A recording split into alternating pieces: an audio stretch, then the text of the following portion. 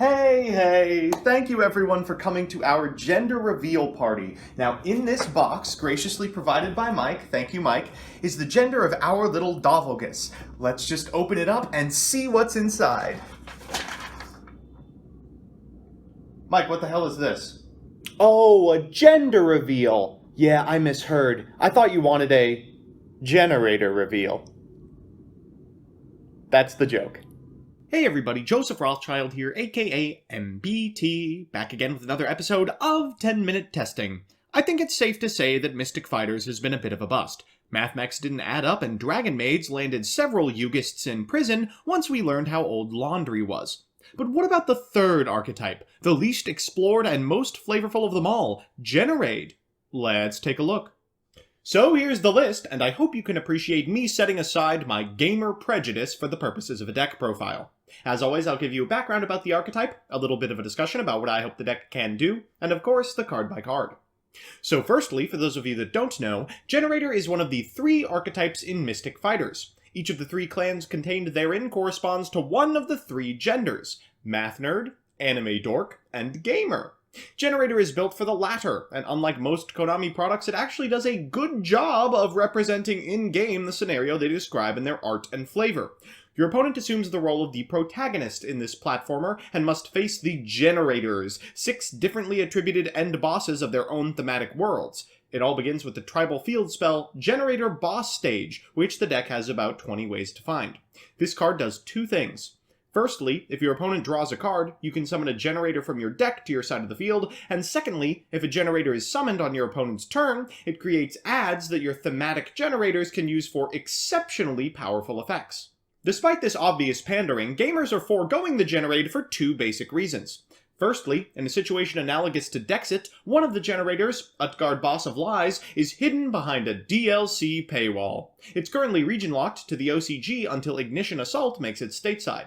Secondly, while the Boss of Swords and the Boss of Ice have downright destructive disruption effects, activating them causes your opponent to draw cards. As any Yu-Gi-Oh player can tell you, letting your opponent draw free cards is bad.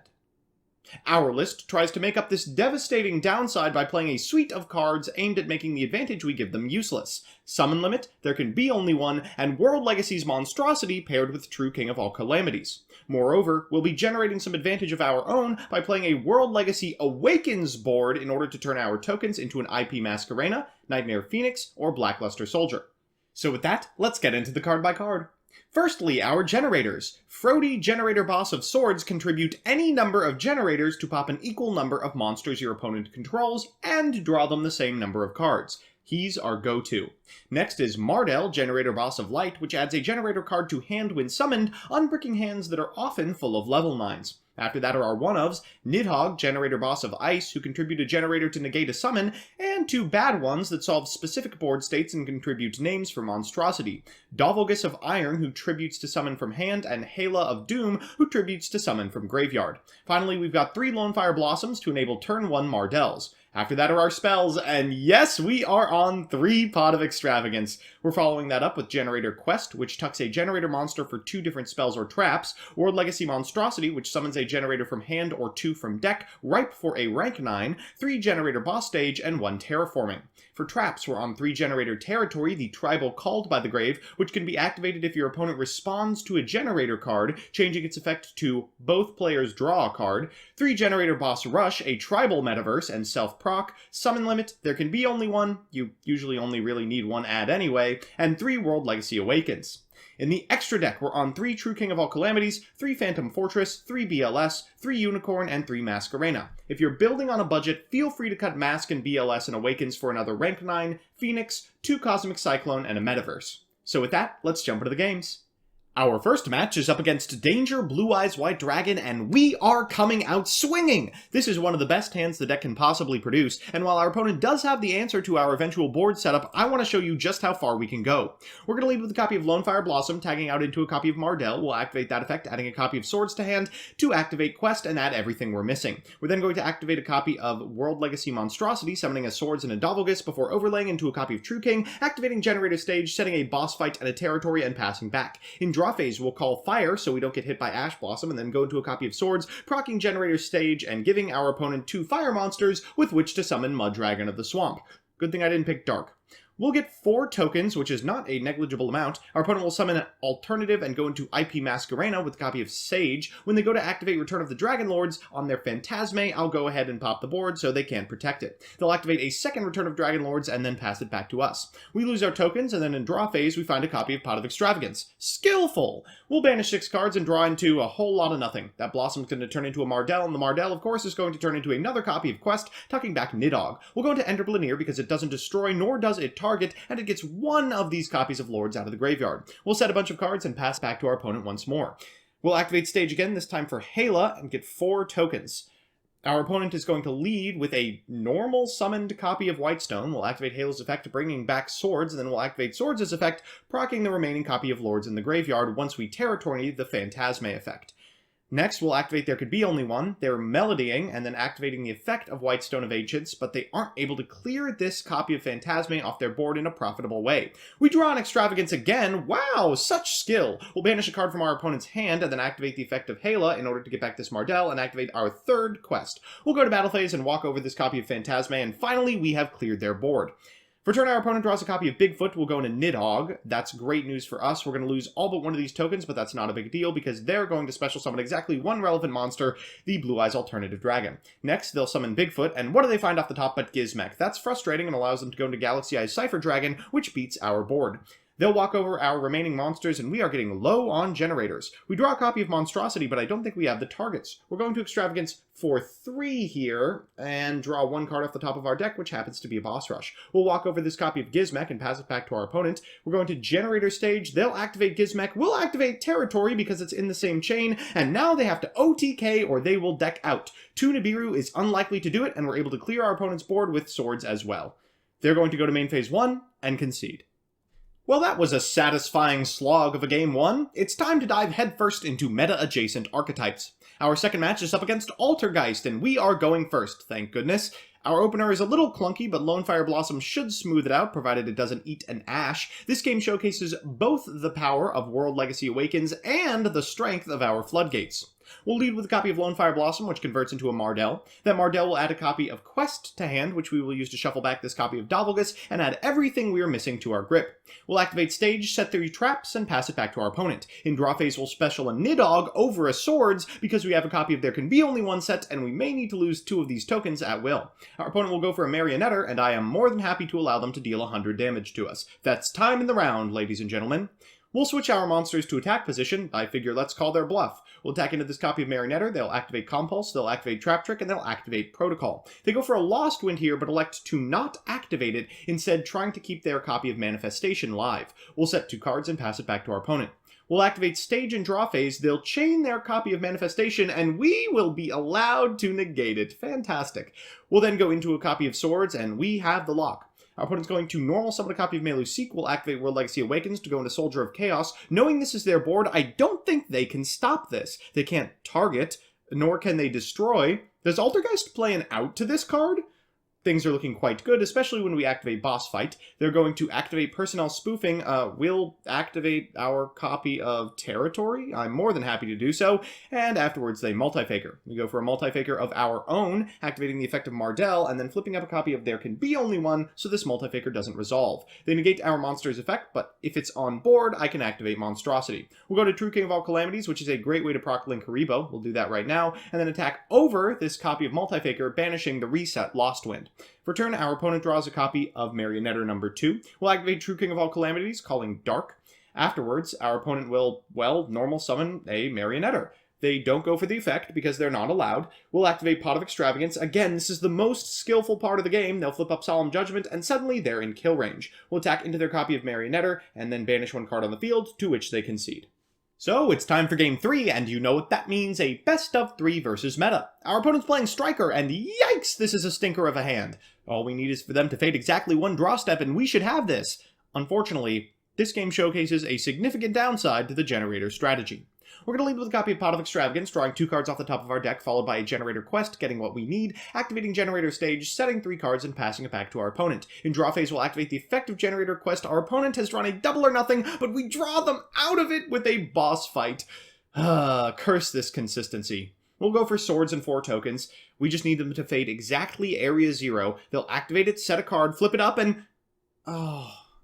engage. Okay, they'll goods, they'll activate engage, and draw and engage off the engage, always. They'll activate jamming waves, we'll flip up there can be only one, losing all our tokens in the process.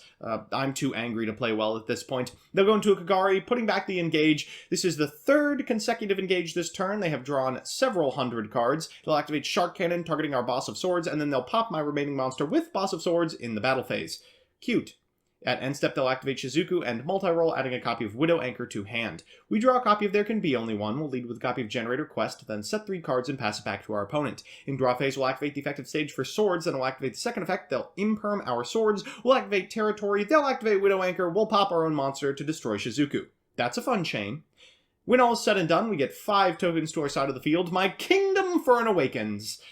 Alright. Next, they'll summon Ray from Graveyard, and then, unfortunately, activate Multi-Roll and Area 0. At least they whiff off of this Area 0, but they've already drawn all the remaining cards in their deck. They're going to go into Hayate. I'll activate There Can Be Only One. They'll activate Engage, which allows them to Afterburners out of it. Unfortunately, they elect to destroy my set card, which tells me they probably have a There Can Be Only One of their own. We draw a copy of Territory. We'll activate Pot of Extravagance number 2. We draw into some relevant stuff, so we'll pass it back to our opponent. We'll activate Stage, getting swords once again, and summoning 4 tokens. This is the most resolved this effect has been yet. We're going to lose all but one of them, and then our opponent is going to activate Area 0 on their set card, finding a copy of Shark Cannon off the top. They're then going to activate Afterburners, which unfortunately, we are only able to pop our own swords in a response to. They'll activate Multi-Roll, targeting their set card, which just so happens to be Hercules base, enabling a Kagari summon. That'll add Jamming Waves back to hand, which will destroy our set card and our remaining monster. He'll go to battle phase, attack directly for 2300, and then pass it back to us, all while under There Can Be Only One. We draw a copy of Awakening. Okay, we could do this. We're going to activate Generator Stage, getting a copy of Mardell. We'll summon 4 tokens. They'll activate Widow Anchor. We'll negate the Widow Anchor, and let us pop off. We're going to lose all but one, but afterwards we can activate World Legacy Monstrosity to get the material for BLS. Unfortunately, by this point, our opponent has found Summon Limit. It's a veritable vanity's emptiness in this scenario, and this Mystical Space Typhoon follow-up should seal the game. They'll Mind Con our remaining token and get in for lethal. So, it's time for game 2, and unfortunately our opponent has drawn considerably better than they did last game. We've also drawn worse. Let's see if we can make it happen going first. We're going to lead with a copy of Generator Stage and 1 set Trap. Good luck. In draw phase, we'll trigger the effect of Stage to get a copy of Doppelgus. It is the perfect opportunity for his effect. Unfortunately, our opponent realizes it as well, and infinite impermanences. We tag out prematurely, going into just swords and getting 4 tokens. Long road to a Trident. Our opponent leads with a copy of Multi-Roll, targeting their set copy of Metal Foes Fusion, which they will shuffle back. Afterwards, they will Rhoda, then normal summon a copy of Ray, link summoning for Hayate, and prompting a Swords from us. I don't want them to have Engage this turn. In main phase 2, they'll link summon a copy of Shizuku and add an Engage at end step.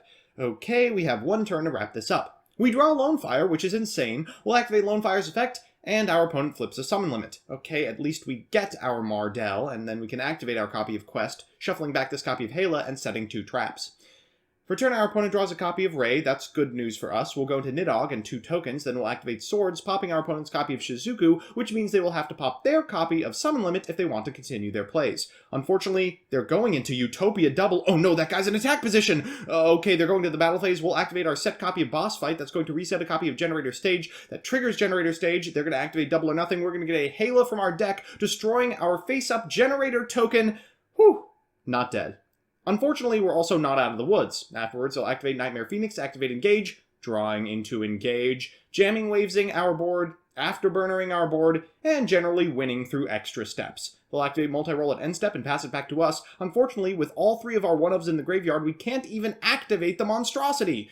Our opponent's going to go into a Hornet Drones token, which should be enough. They get to reset it at end phase, and they'll link summon a Kagari. That Kagari is going to add back an Engage. They'll activate Jamming Waves on our set card, removing our 1 remaining monster, and shuffling back Metal Foes Fusion. They'll get in for 2,000. We gotta draw something insane off the top. After we see the Engage, we know it's gotta be really, really busted. Oh goodness, they even found a spell off of this. They're gonna set a Summon Limit, reset off of Multi-Roll, And we do, in fact, draw a Generator quest. Okay, that's pretty good. We'll set stage and pass it back to our opponent. Maybe we're still in this. We're going to activate stage, get ourselves a copy of swords. They'll infinite impermanence the swords.